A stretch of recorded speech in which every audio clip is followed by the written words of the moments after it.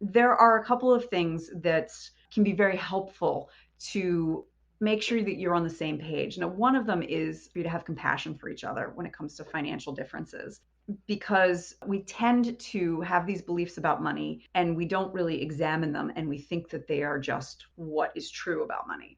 And that's partially because in our society, we don't talk about money and we come up with these beliefs about money when we're children and we don't have a full view of it.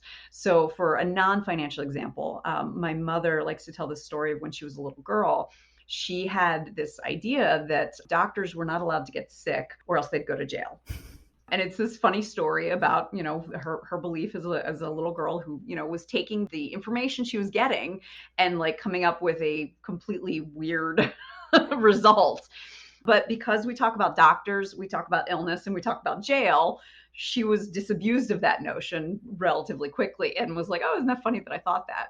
But then if we have beliefs about money that are like, I have to hold on to every penny that comes in or else it's going to be taken away. Like you might have that belief. We don't talk about that. We don't talk about where that comes from. And often that kind of belief comes from financial trauma in childhood.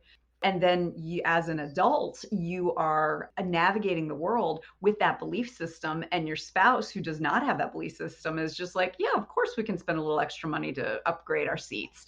You're like, why are you worried about this? So that sort of thing can cause a great deal of friction, and in part because neither spouse understands that you're speaking different languages.